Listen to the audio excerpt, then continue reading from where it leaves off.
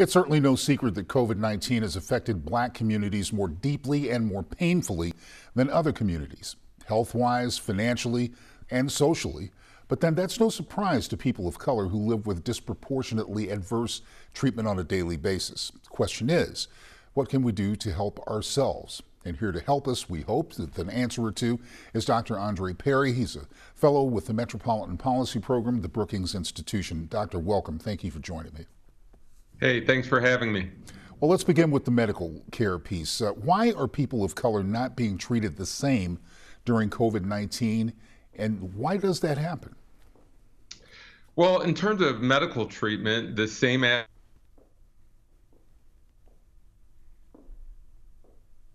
right, we're going to try to get back to the doctor in just a moment.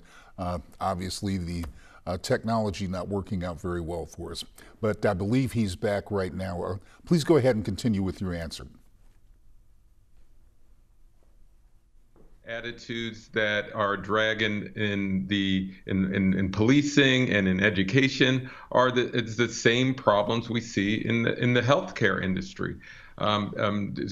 Individuals are not treated in the same manner, and you see that in terms of outcomes. But we talk a lot about underlying conditions, pre-existing conditions. What we don't talk about is the structural racism undergirding those pre-existing conditions. Asthma, for instance, is most often caused by substandard housing, allergens trapped in the homes.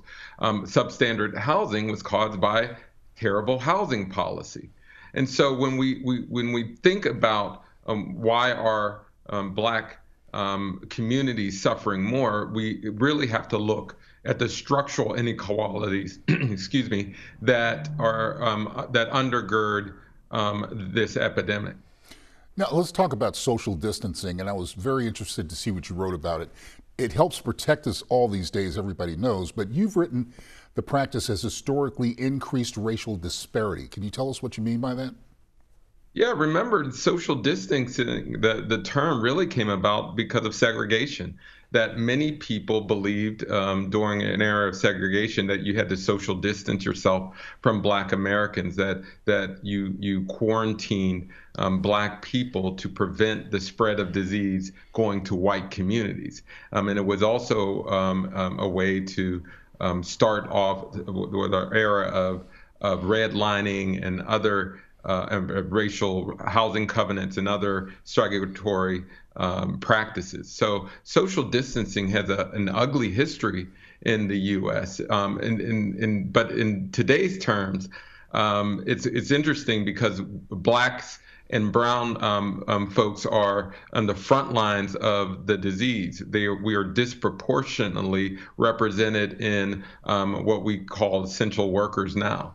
And so when we open up the economy, I always say that Black and brown folk never stop being a part of the economy. The economy stopped being a part of Black and brown communities. And so in this case, we're seeing somewhat of a reverse. We're asking Black and brown people to work in an economy that's quite frankly dangerous to their life, to their existence.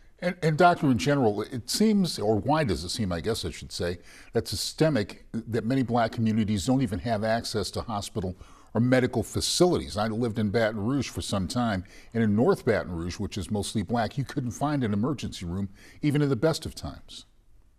Yeah, we also know that the concentration of Blackness somewhat predicts for the closing of hospitals. More hospitals have closed in Black majority cities and neighborhoods.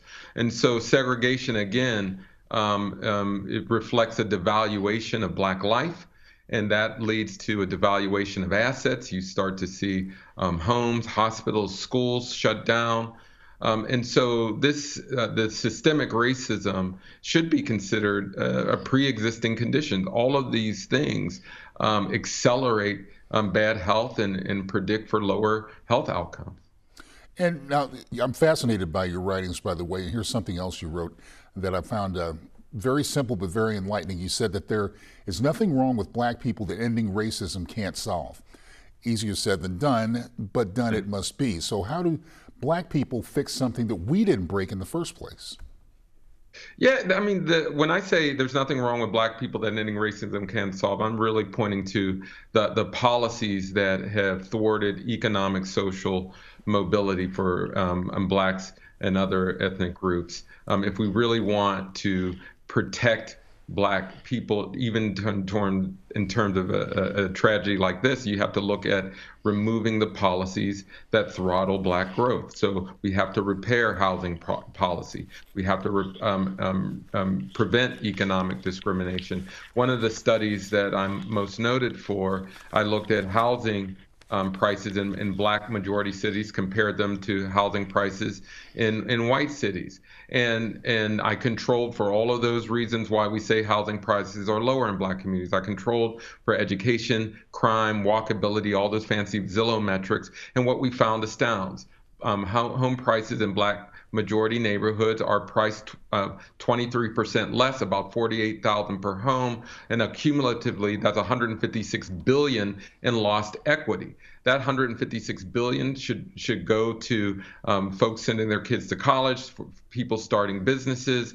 It goes to municipalities to fund schools, to fix infrastructure. It's all the things that people use to lift themselves up in society. So as long as these structures are preventing mobility, it's going to be hard to see any kind of parity. So we have to use this emergent moment to solve for long-term solutions. And it's been done before. We've done it during the Depression and other periods. We just haven't done it for Black people. All right, Dr. Perry, thank you so much for joining us. We're always a little smarter once you come on the program. You're welcome back anytime, of course. Hey, thanks for having me. Not at all. We'll take a break here, and we'll be back with more BNC Prime News after this.